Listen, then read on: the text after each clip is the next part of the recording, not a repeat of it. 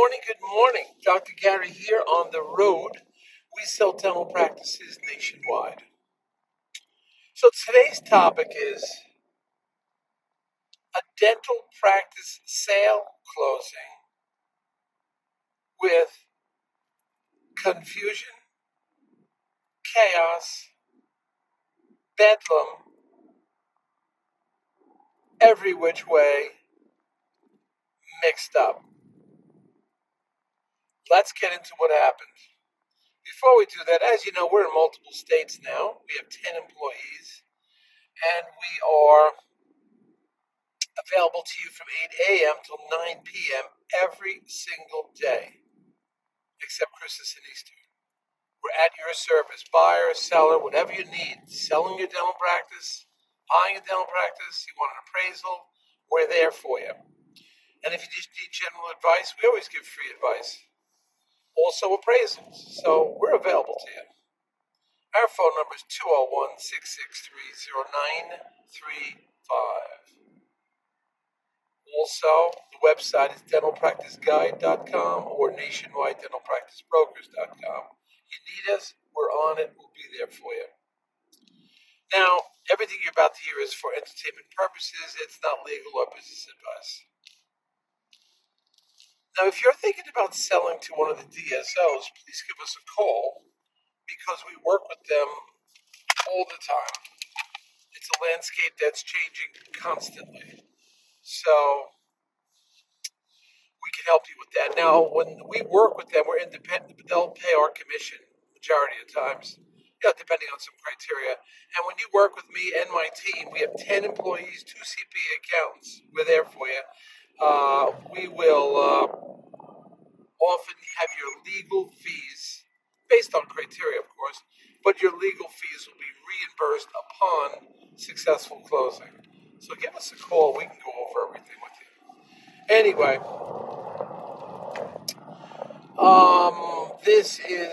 I'm doing this 13 years, dental practice broker, every single day, 363 days a year. And some of our closings are so challenging. And this one I'm going through right now, nightmare, chaos, up and down, sideways, bedlam, confusion. It's just a freaking nightmare. Where I would say we're through, but we're not officially through. You're not officially through a closing until the wire transfer hits your account. That's it as a seller. When that wire transfer hits, you're finished. They can tell you, okay, the deal's closed, it's signed and everything, documents is signed. But until that wire actually hits your account, you're not officially closed. Essentially, draw no comfort. Never get comfortable on any closing that's coming up. Forget about choosing a date. These guys that say, oh, I want to close on the first of the month, make it easier. That's wasted time, ridiculous, never happens anyway. And all you do for the rent is you prorate it, that's all. It's one figure prorated, up, down, whatever. So forget about the timing. I mean, this thing is delayed and delayed and delayed and delayed. It should have closed about a month and a half ago, which is our original target date to close a month and a half, which is a little tight. It would have been a month after the letter of intent. The buyer liked the office the minute the buyer came in. Guy, gal, whatever it is, him, her, liked it immediately. But this has been a roller coaster. I mean, I am like wiped out. The attorneys are wiped out. The banks are wiped out. Buyer wiped out. Seller wiped out. It's like, forget it. Why this happened? It's just a combination. One of the attorneys was a dental attorney, fortunately for the seller. The other attorney was not a dental attorney. Knew what they were doing, but not a dental attorney. So that means they're a player. That means it's the first time this dental attorney is working with this other attorney representing the buyer, first time. Okay, so they have no history together. You got a buyer's attorney, no history with the bank. When you got a history with the bank, you got a great dental bank. There was a great dental bank, but there were documents lost, documents sent, documents lost. I won't blame anybody, but that's part of the problem. documents were sent and resent, like wire transfer information, closing statement, sent, resent. Bank never got it. Bank did get it. I saw the information going to the bank.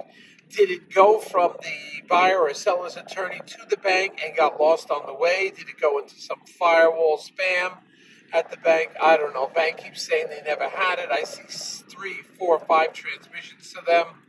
I mean, what's going on? That's delaying things. They're blaming us for everything. Then you got a buyer's attorney who's a good guy but didn't know dental and a little lax. So you had the seller's attorney had to step up to the plate. Then you got a timing problem. I generally, the buyer had to leave a continuing education seminar that they paid for, and they were going to be gone for like a week and a half at the continuing education seminar, and it was out of the country. They do, I think it was implants or something. They set up patients, so it was important. They were there and they paid for it. But that, unfortunately, because we wanted to get this thing done a month and a half ago, we never dreamed that the buyer's continuing education seminar was set up out of the country. I didn't realize it. I mean, I should have asked, but I didn't think it would take that long to close, but it did. It was a freaking nightmare. I mean, it's so draining. So you have the pressure of that. Buyer now says, well, maybe I should close a week and a half, 10 days later than our original plan. We're coming down the home stretch. The home stretch is Wednesday, Thursday, Friday. We thought we could maybe do it Friday. And then the buyer's getting nervous, but we told the buyer, don't worry about it. The staff will stay on. It's an absentee practice you're buying. It's handled. You can do everything remotely. You don't have to be there. The staff is there. The associate doctor's there. So it's an easy transition. Buyer keeps telling us, I'm ready, I'm ready, I'm ready. But then the buyer's giving the bank mixed signals. Well, I don't know if I'm ready. I'm going on this seminar, and it could be difficult. And I'm not sure. Then the buyer says, oh, I'm okay. Let's just do it on Friday. Let's get it done. I don't leave for the seminar until Monday. That'll give me a few days to get prepped, get the associate ready.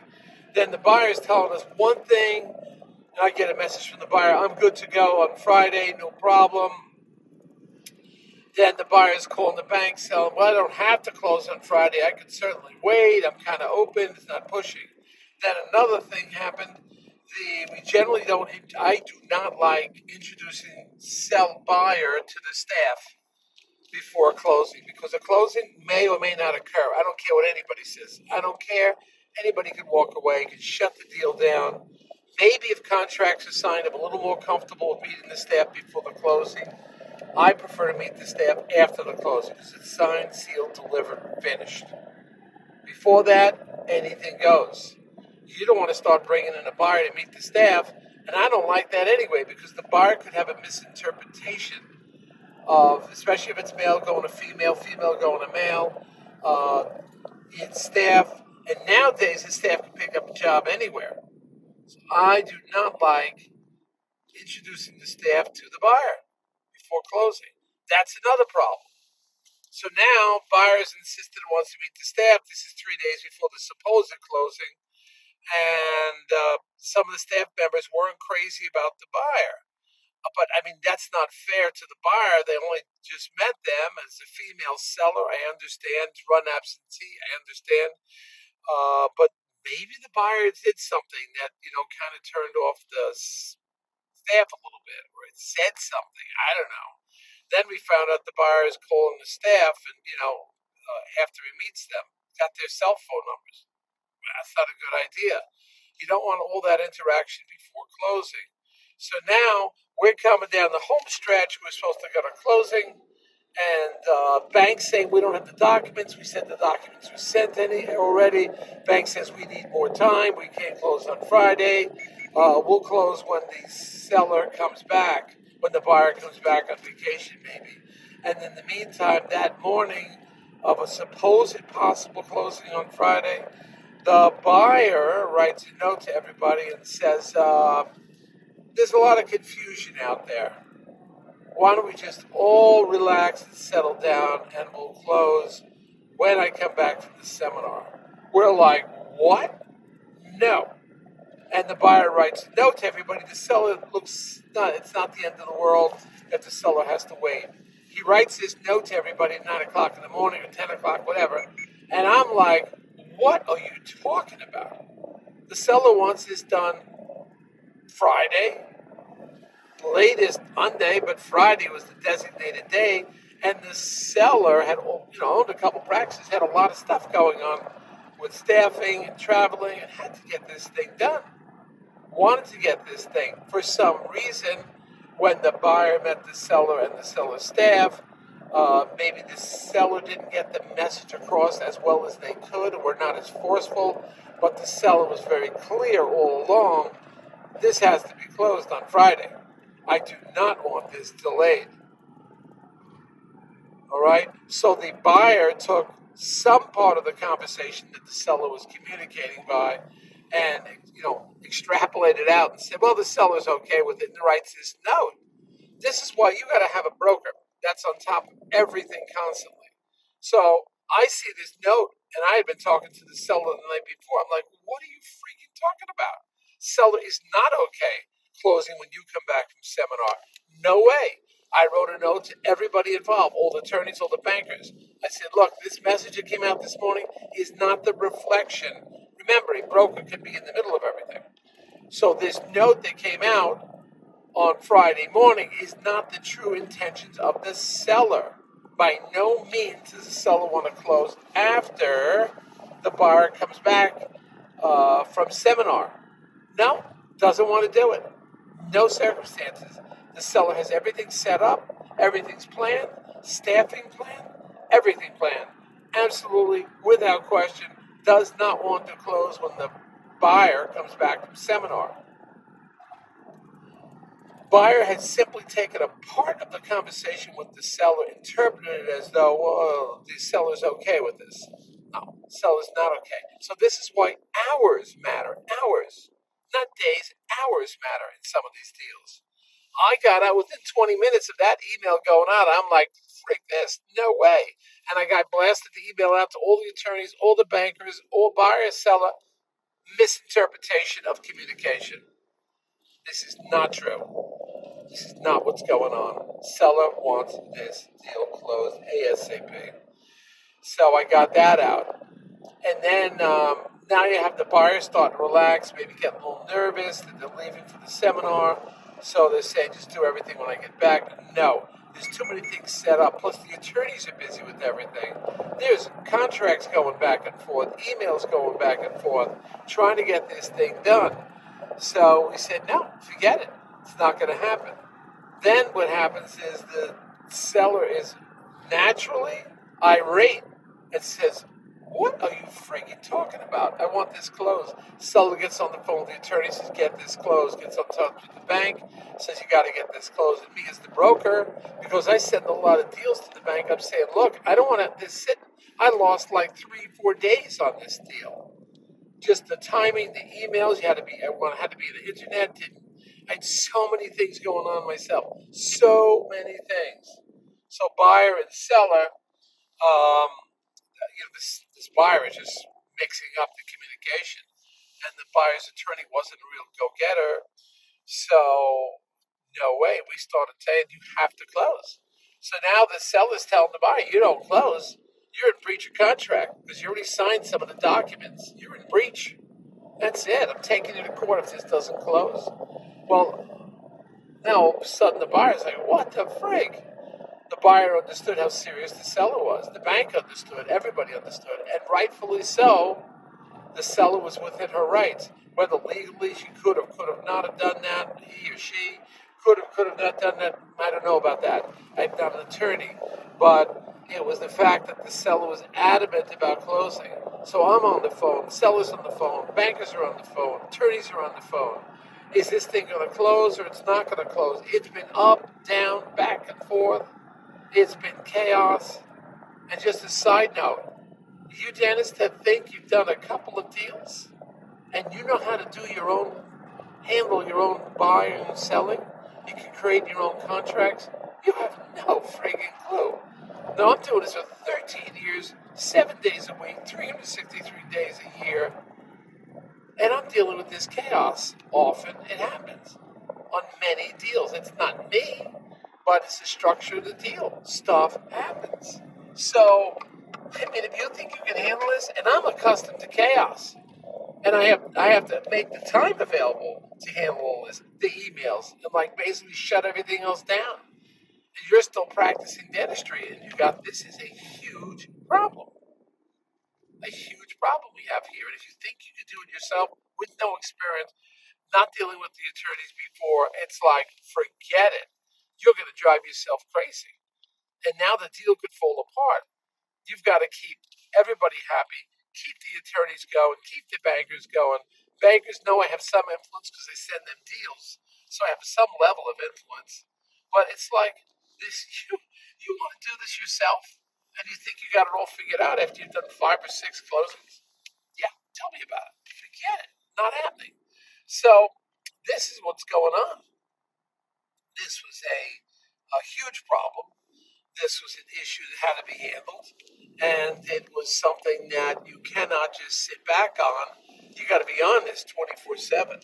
I mean, on this, with no question about it. And that's what I did. So where are we now? So finally on Friday, all the paperwork was going back and forth. All the final contracts were sent. All the final documents were approved. Everything was done. The wiring, although the wire information was sent out a while ago, the bank's claiming they never had it. That's another major issue. This is a major player bank. Major player. And somehow, I'm not going to blame the bank, I'm not going to blame anybody. Somehow, all these documents they were supposed to have received, and I saw the transmission, they didn't get. How that happened, I don't know. But it happened. So, man, it was crazy. So Friday, everything was signed. And supposedly, the banker says I have everything I need. But we haven't officially closed, so to speak, because the wires, the funding hasn't been done. And the buyer is going to owe a little shortfall. What the bank was financing, they usually do 100%, but there was some shortfall. So the buyer has to send that to the seller. Normally, that goes into the attorney's trust account. So we have it ahead of time, right? You don't want to wait and ask the buyer to do it last minute because now the buyer's on good faith has to send that to the seller, wire the money. That money should have been in the attorney's trust account before the closing. So when the closing occurs, the attorney can wire the money to the seller. Every situation is different. This situation, the bank wires money. Other situation, it goes into the attorney's trust account. The attorney trust sends all the money out. All right? And we had to coordinate the lease. The lease had to be signed. You have to have the lease assignment signed ahead of time by the landlord, and that sort of sits in escrow and gets activated upon closing. Luckily, we had an easygoing landlord. Luckily, we worked on it. And is it over? No, it's not over because the wires haven't hit yet. Wire lease seminar on Monday or something like that. The practice will run absentee, but the wires have not hit yet. Not in anybody's account.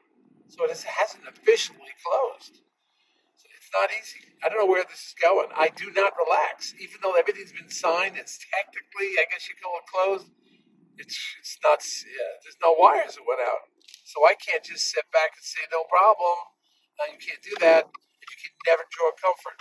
You have to be on your game basically every day. Monitoring, watching, checking. And I'm just not relaxing on this deal until it's finally over. Hopefully it'll be done next week. We'll see when the wires go out. Not easy.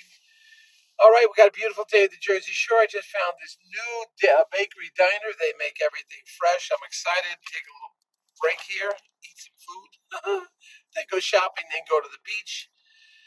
Oh, yesterday was tough. I hope you guys don't ever have to go through that. And I'm used to it. 13 years I'm used to this chaos, and I was not. It was a new one on me. All right? So make sure you subscribe and keep us posted. We'll get everything going for you. Okay? The new practice is coming out. We got a bunch of them sign up with our email blast. You'll get that. And we're here to help you. But we're on this 24/7. And this is what you need, a broker that's going to do this. Hopefully you find a broker that does that. We're here for you. So call us. Thank you, Dr. Gary, on the road.